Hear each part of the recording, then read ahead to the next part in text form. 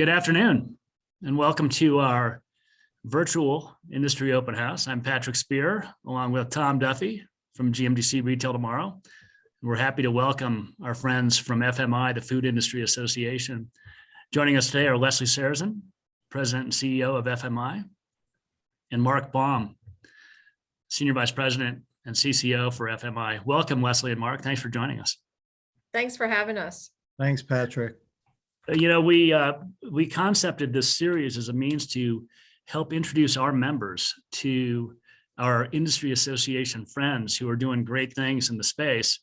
And obviously you guys are top of the list for us. So we're excited to have this conversation. And, you know, we're going to record this and make it available to our members. But our intent here is to have a conversation that really allows you both in your voice to tell our members what's going on with the Food Industry Association, how FMI is connecting the industry, and the types of things that are on your radar screen.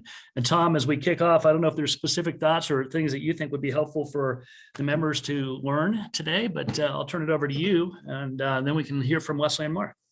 Thanks, Patrick, and welcome again, Leslie and Mark, and our industry friends out there. Really, I guess I've worked with the association for many, many years in a variety of roles in my career. So while I could probably suggest some things organizationally that you do in your history and where you're going, I think it best come from you. So maybe start there, Leslie and Mark, around, you know, just an overview and maybe a look back before we take a look forward, what the organization is and the value it brings to the industry.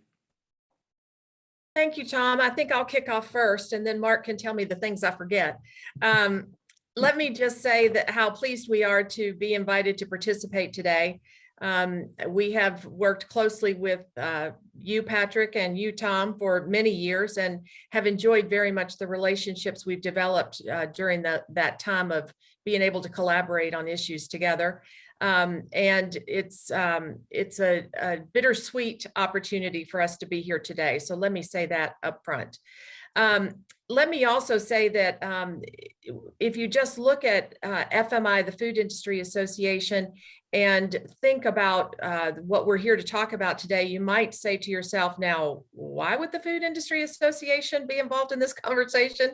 So let me address that up front as well.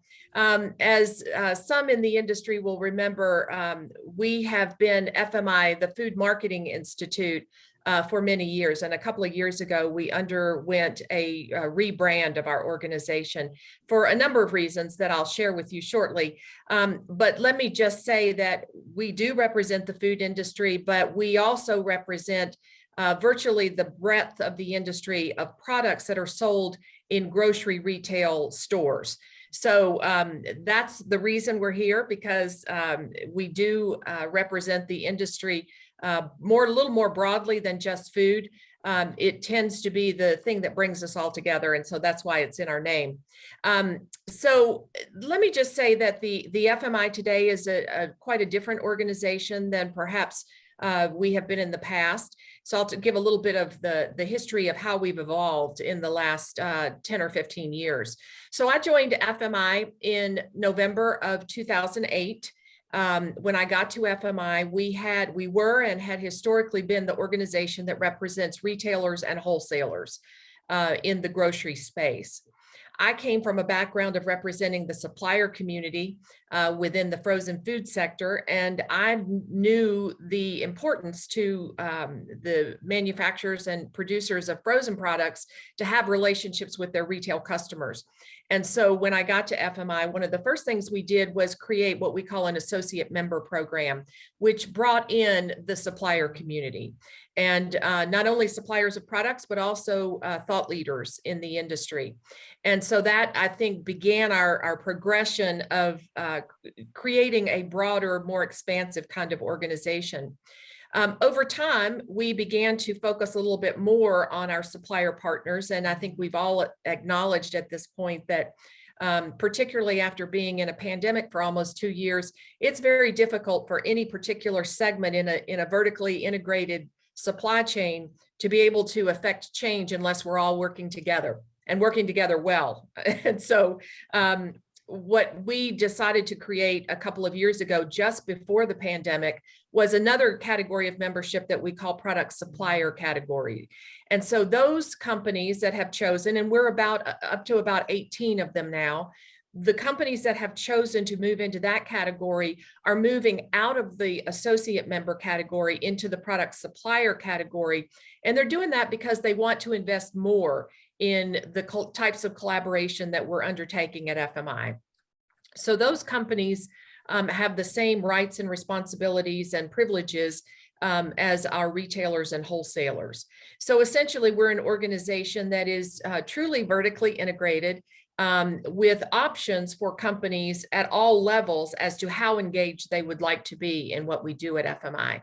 And we found, particularly during the pandemic, how valuable that sort of list of options for how companies engage with FMI has been important. And I think the pandemic has taught us all a lot as we've gone through it, but certainly how we at FMI engage in this has been really important. We have, of course, a strategic plan. And Mark, maybe it would be helpful if you could bring up the visual of the plan. It's a little easier to understand how we function if we can actually visualize it. Can you all see that? Yes, we can. Sure can, Mark. Thank you. Great. Hang on one sec. There we go. Yeah. So here is our Parthenon of activities that we're engaged in. Our priorities are sort of 5 that we have been focused on for the last few years. First, to lead the industry so that we can anticipate what the needs are of our customers and be able to address them as a collective within the industry. And clearly during the pandemic, this became job number 1. And so we focused on it intensely. The second is to increase the breadth and depth of our membership and industry engagement, because so much of what we do is involved with collaboration and trying to enhance the value of our industry as a whole to society. Having more people at the table and representing that breadth and depth within our membership has been tremendously important to the success we've had. We are based in the Washington, D.C. area, and so we are an advocacy organization. But in this particular instance, what we're trying to do is advocate, collaborate, and educate to deliver against our core proposition of protecting, defending the industry, and making sure we have the most efficient supply chain in the world. And we do, in fact, have that distinction, notwithstanding what we've been through the last couple of years. And so we've continued to work very hard on that. And of course, the reason for collaborating is because we want to make sure we can address the most pressing and emerging industry issues. And so that leads us into areas of things like the future of work and what is our labor pool going to look like as we go through. What is this new consumerism that we're talking about, and how the consumer has so much more control than historically we may have experienced in this industry? What does this new marketplace look like? And what is the role of the physical store versus the online experience for our customers? How are we using technology? And clearly, with all of the work that's been done in moving to such growth in the online environment, the use of technology is tremendously important. And then, of course, the production of the products that we have that are sold in our stores.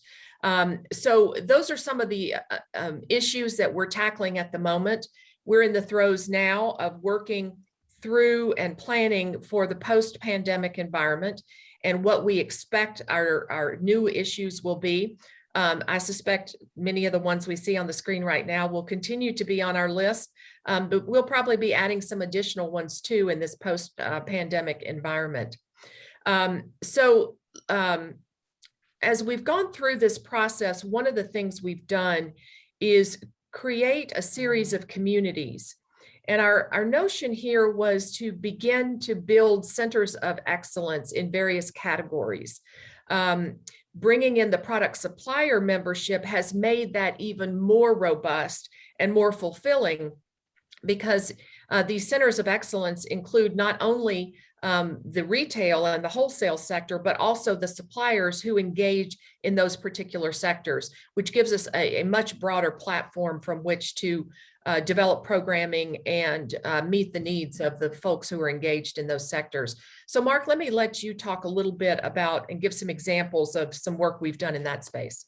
I'd be happy to. Thanks, Leslie. Just building on what Leslie's already outlined, I'll say a couple of things at the outset. One is we are very community driven. We are a member-led organization. We have very, very active members. And the only thing I build on relative to the way Leslie laid out our membership is that as the retail landscape has changed, when you think about traditional grocery, when I think about who's in the grocery business today, it's easier to stop and think about who's not in the grocery business today. So in addition to traditional supermarket operators, we have some of these pure play online providers and the non-traditional retailers in the grocery business as well. So to her point about bringing everybody to the table, we think that the decision to vertically integrate, to expand the depth and the breadth of membership has allowed us to collaborate under one roof. And that makes us much more effective at building out capabilities and helping the industry to manage both in good times and bad. And that's been particularly apparent over the last 20 plus months.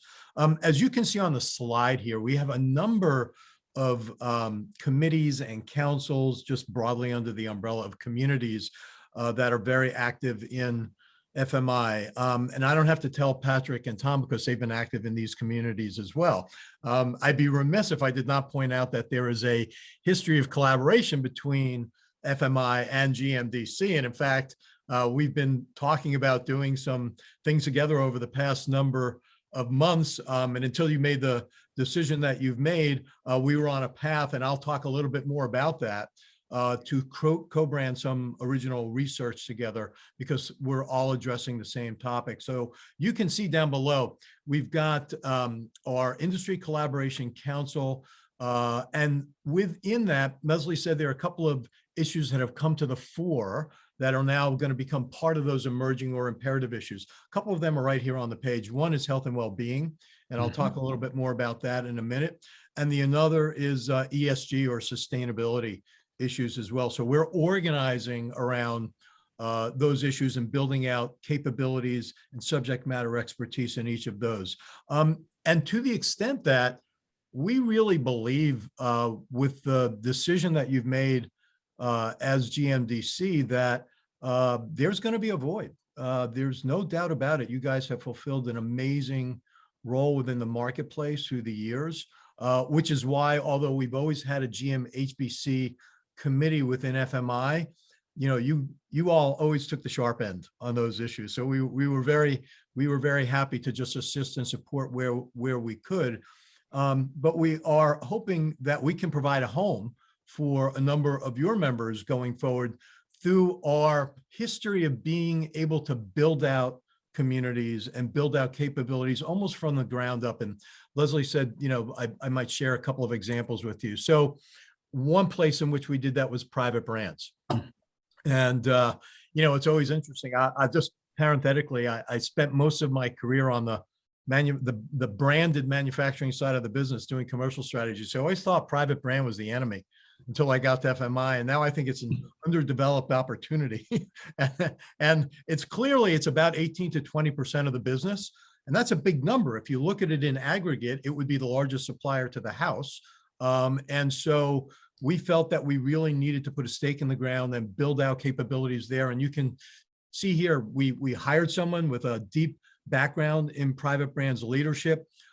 He has built out this community. They're focusing on a number of critical areas. They meet on a regular basis. We actually host an event every year, the Private Brand Summit, where they come together, and we kind of shamelessly stole from you guys, and we do these small, controlled, casual conversations at that event, and we bring buyers and suppliers together. We also do an awful lot of original research in that space. I know that's important to your members as well, and you can see We've been doing that for some time now, and we break it down into specific segments that are identified by the members. So in effect, we're doing what it is that they think is most urgent and most important.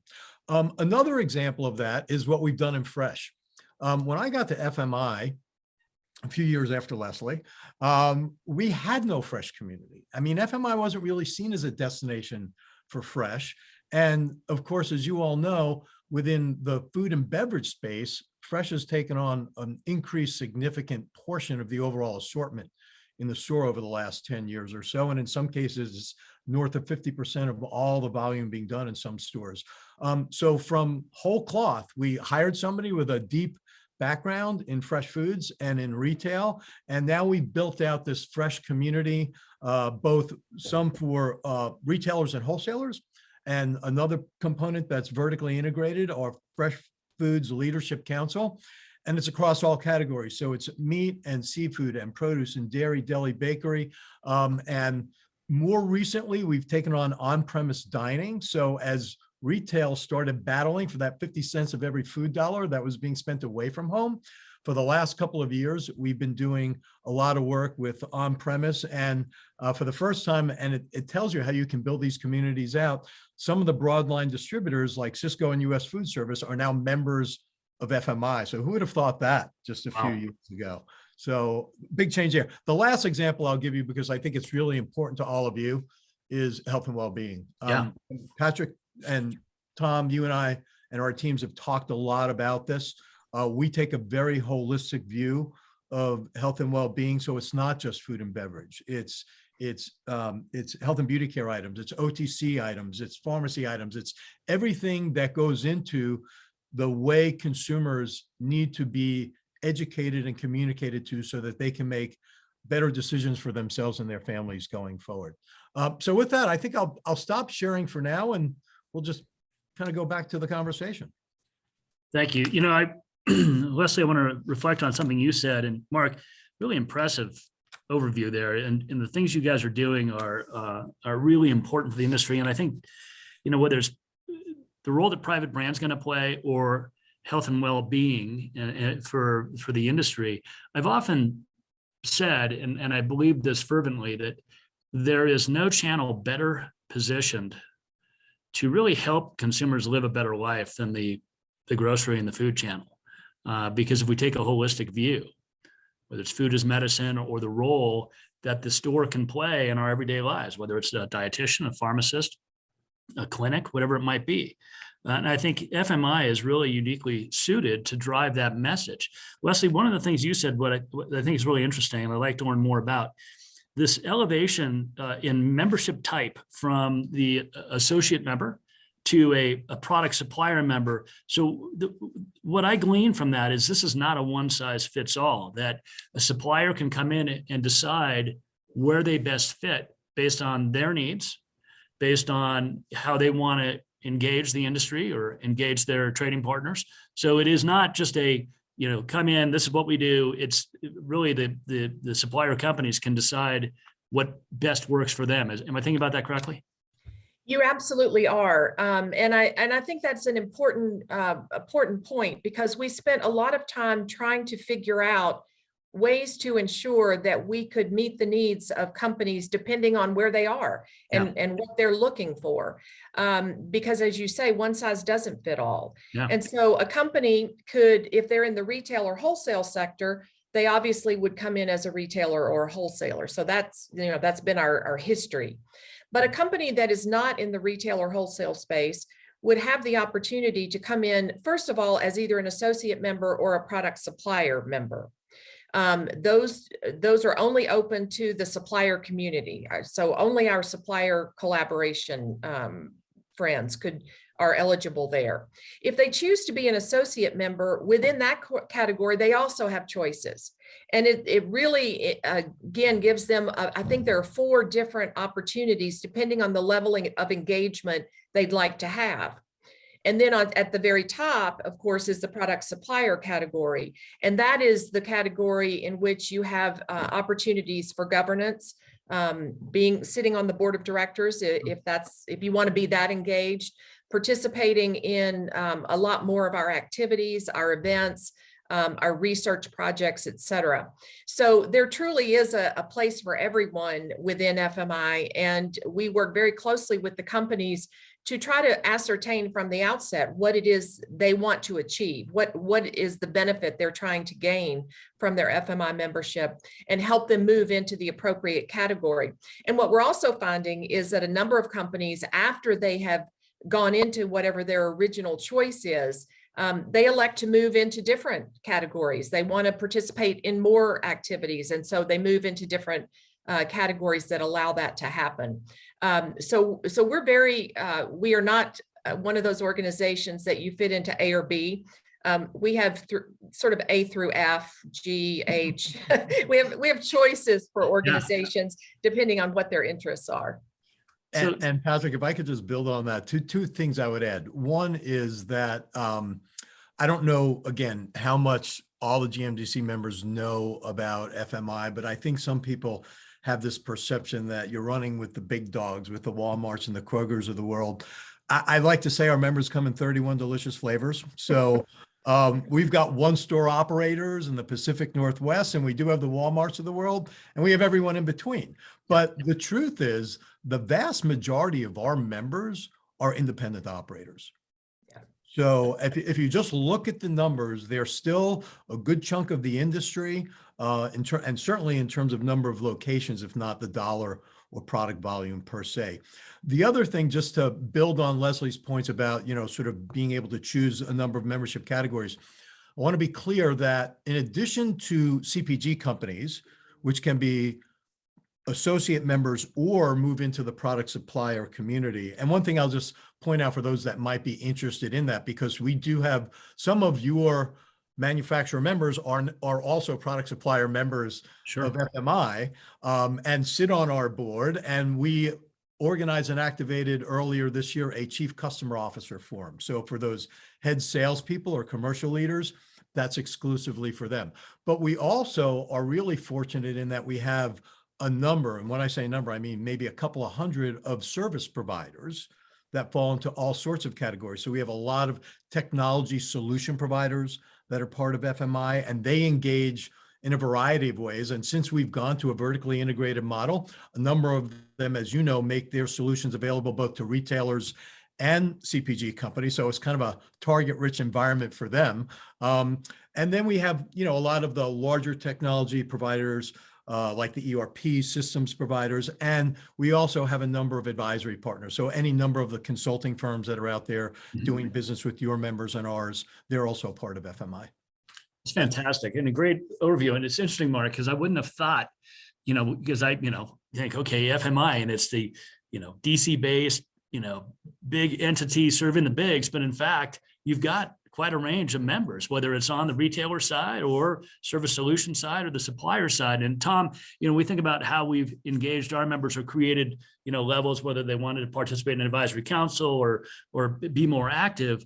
We've always said, while we cover the spectrum from the tier ones down to the independents as well, whether it's the retail or wholesaler side or the supplier side, we've always thought ourselves as covering that big middle. And Tom, I don't know if there's specific where you see specific opportunities or ideas, or perhaps some things would be helpful for our members to think about relative to what FMI is doing and how they're appealing to the industry today.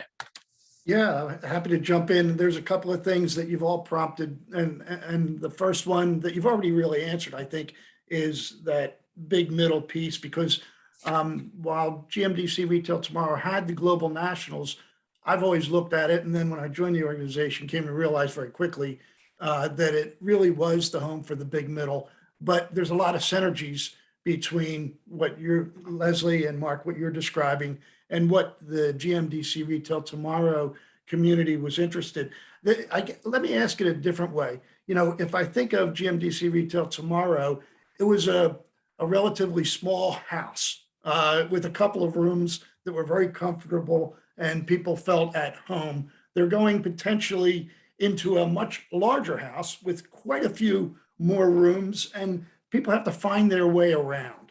So when you think about getting a return on the investment, becoming a member in whatever segment, how does that onboarding and how do they have the ability to really understand what they can do over the next 12 months and then beyond, and really hit the ground running quickly, because that's the name of the game for anybody making a transition. And there's quite a few out there looking to take that next step.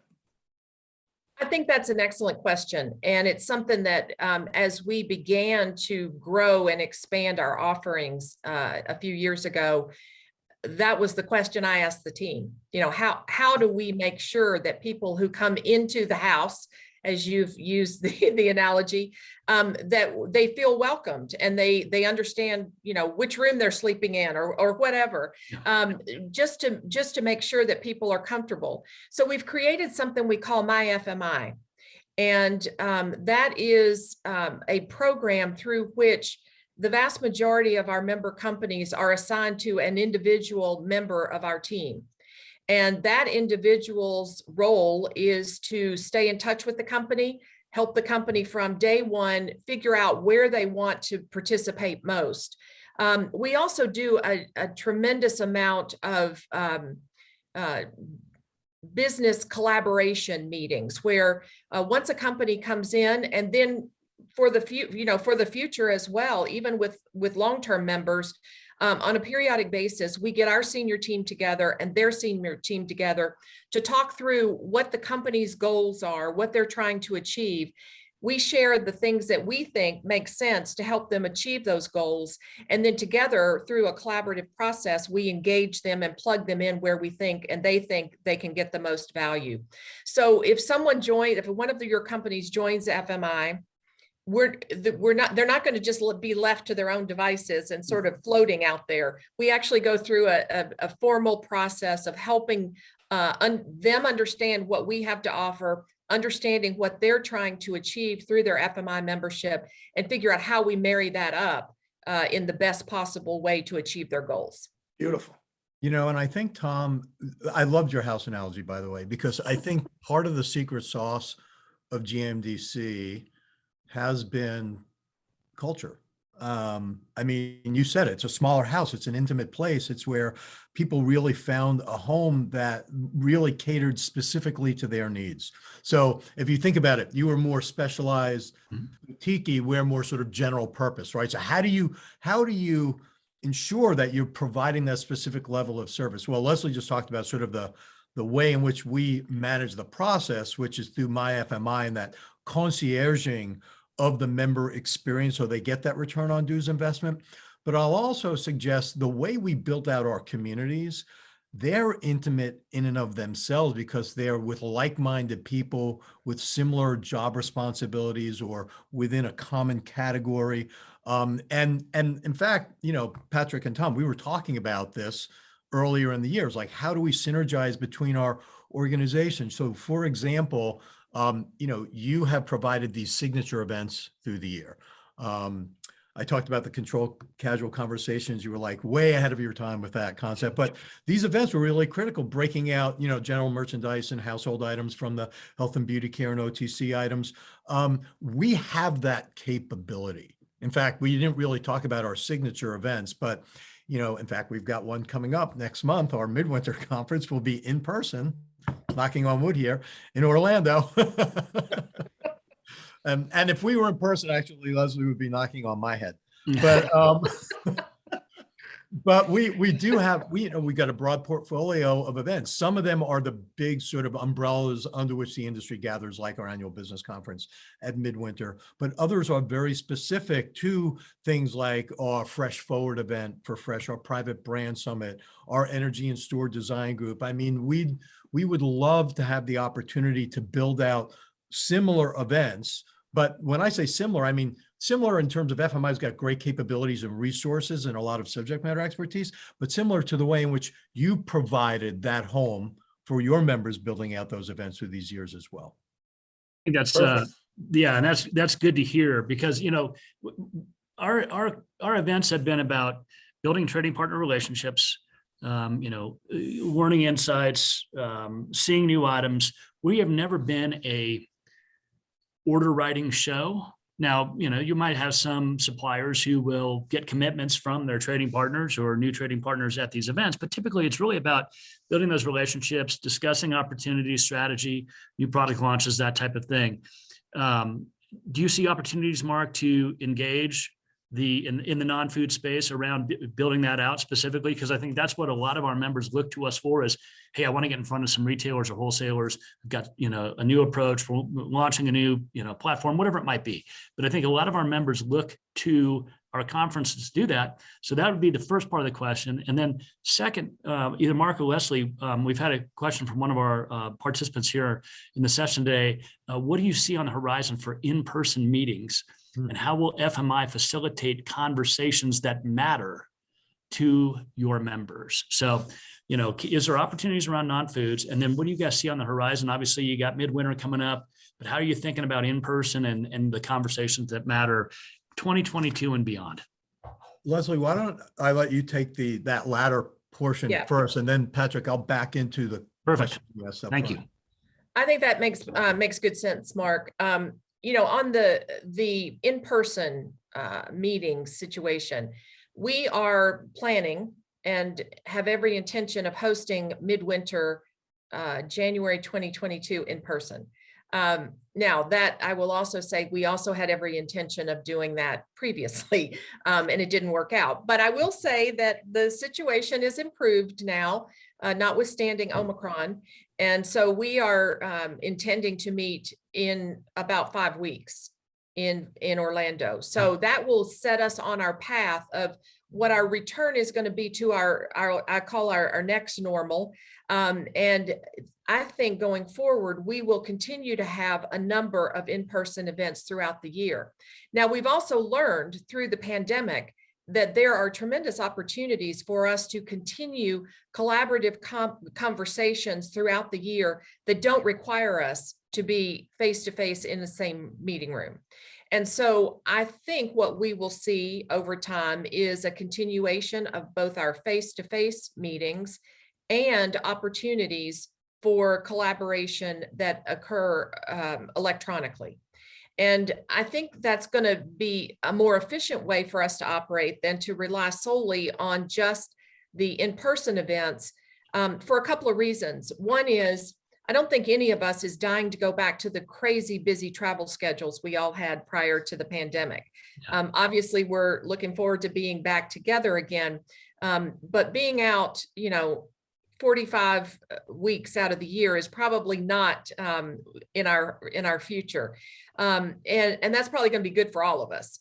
But I think we've learned that we can accomplish quite a bit when we are together electronically. And so I think the chance for us to create scenarios where companies can meet together throughout the year to accomplish what they need to accomplish, do their check-ins, et cetera, is something that we will definitely be building into our programs going forward. Fantastic. Thank you, Leslie. Mm-hmm. Yeah, and Patrick, I'll say, first of all, just building on Leslie's comment, the pandemic created, the necessity of inventing and innovating in a lot of ways. So one of the things we did was we tapped our ERP provider to provide us with, in effect, a really secure, stable, proprietary platform for joint business planning, top to top planning that we do at Midwinter and other places. And that's proven to be extremely effective. So to your members, the part of your members' question around having the conversations that matter, we have figured out how to do that really, really effectively. And interestingly enough, and maybe it's because of the circumstances, it's created more immediate and I think engaging conversation even at our board level. So for example, we've been, over the last 4 months, we have had select committees of our board meeting monthly, regularly, to just address the supply chain and labor. So I think it's going to be a hybridized world, but I think it's one where those important and urgent conversations will continue. And to your point about— before you move on, I just want to make a comment about the board committees that have been meeting. The other thing I would say about the importance of those conversations as we've addressed the supply chain challenges in recent months is that because we have this product supplier category, we've had both the retailers and wholesalers and the suppliers at the table together. That has made all the difference in being able to figure out, okay, I feel like, we laugh about this whack-a-mole situation we're in where, you don't know what what today's problem is going to be, much less what tomorrow's problem is going to Yeah. be, or where it's going to rear its ugly head. So being able to come to the table and talk about, okay, here's the challenge of this week, and here are the ways that we think we might be able to address it, has been remarkable. Just to be able to have those conversations so quickly instead of having to wait, 6 months until the next conference when we're all together. So I can't say enough about how important the platform has been to what we are trying to accomplish. It's Yeah, fantastic. Sorry, Mark. No, that's a great point, Leslie. And to a large extent, Patrick and Tom, it just reinforced and validated that big decision we made to bring product suppliers on as full-fledged members. And I just wanted to address your comment about what your conferences provide to your members. Now, some of us who have been around for a while remember back at the old FMI show in Chicago in May, back in the 80s, to a certain extent, was an order writing show. And it was a place to showcase new item introductions and innovation and all of those things. And it's kind of interesting. You may recall that show became FMI Connect, continued into the 2010s. And then we saw, changes taking place in the industry where you needed more, what I would call important conversations and collaboration, but you needed smaller, more agile, more intimate, more entrepreneurial events so that people could use the networking opportunities, have the face-to-face top-to-tops without necessarily buying a football-sized field booth, in which to put all of their products. And that's what we've been doing. And of course, that's what you've done so well. And that's something that we are definitely very interested in continuing on your behalf to provide. And it's not just the joint business planning, but for people who are new in their roles or new to the categories or whatever, it helps them establish their networks. And that, as we all know, is critically important to the success of anyone in any one of those roles. So without a doubt, Patrick, that's something we are very anxious to do. Thank you. That's great to hear. Tom, from the standpoint of, again, bringing the member perspective into this, is there anything else that you think would be helpful for our members to understand about the opportunity with FMI moving forward that we'd like Leslie or Mark to touch on today? It's a treasure trove of opportunity. I think from our members, my message would be, ask the question, ask the tough question, because there's no webinar that's going to cover everything. Every situation that a potential member of an FMI is unique. So reach out, have that discussion, let the FMI team understand your needs, and best, let them respond with how they can best address it. I mean, there's so many resources, capabilities, insights, and information that Leslie and Mark put out there. Don't sit. I'd ask people to, there's an opportunity here. So pick up the phone, send an email, and ask the question. Bring your voice to the discussion. That's really what I'm hearing, and what I would, in reverse, ask our members that are looking for opportunities to do. Fantastic. I think that makes a ton of sense. And Mark, I presume we're going to, as I mentioned at the outset, we're going to archive this recording and make it available to our members on the website. I'd also like to have contact information for the best person on the FMI team to receive any follow-up from our members for any expressions of interest. Mark, would that be you or somebody on your team? Yeah, let's just come right to me. Okay. Come right to me. And believe me, I'll call on the reinforcements if I need them, but I think that'd be great. And to Tom's point, Patrick, as much as Leslie and I covered today, I'm fairly certain there are a lot of things we didn't cover. we have a lousy elevator speech. To that point, let me just mention one thing, if I could, Patrick. I would be remiss if I didn't say a little bit more about advocacy.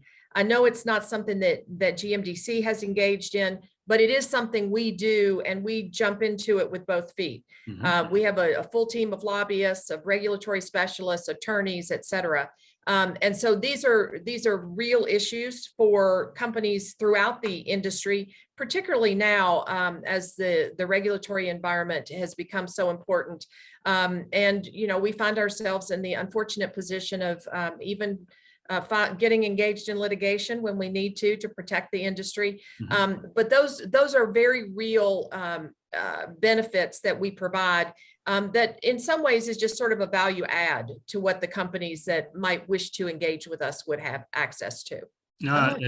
Yeah, I Patrick, think that's a totally relevant, because to your point, that's not something we've offered. So now that is a added benefit that would come with joining the Food Industry Association. Mark, I'm sorry, I didn't mean to cut you off. No, that's, thank you for that. In fact, I was kind of going to say that same thing in a little bit of a different way, in that one of the things I think we do uniquely at FMI is we sync up our government relations and industry relations functions on, in fact, I had my standing call earlier today on those very issues. And so we get our members, the practitioners, to inform our lobbying team on, what they would like to see out of responsible regulation, or what the tenets of a particular piece of legislation might be. And then once that process is finished, our GR folks allow us then to go back to communicate to the practitioners so that they're in compliance with the new regulation, or they know what the impact on their business is. So I think, to Leslie's point, from a GMDC Retail Tomorrow standpoint, it's just really value added.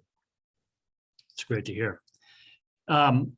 We are coming up on our allotted time, and I want to make sure I don't go over for you guys. I think this has been a tremendous conversation, actually, and a lot of fun too, just to be with you guys and hear what's going on, because I think, at the risk of saying it out loud, I think we're all, to a certain degree, we're industry geeks. We love what we do. And it's so much fun to draw energy from you guys too, because you're as passionate, as committed as we've been. And it's fantastic. As I said, we'll archive this and make sure that our members understand that FMI can and should be a resource that all of our members, whether they're service solution companies, manufacturers, retailers, or wholesalers, consider as they assess their needs moving forward. I'm just grateful that you were willing to make time for us today. So Leslie and Mark, thank you so much. Tom, thanks as always for bringing the member voice to this. And we'll get this pushed out to our members on our website, and Mark will direct any follow-up inquiries to you. Please do. Thank you so much, Patrick, for the opportunity. We look forward to having the chance to create the home for the GMDC members who would like to participate in what we're doing at FMI. We'd love to have them. Fantastic. Thank you so much. Hope you all have a great week. Happy holidays.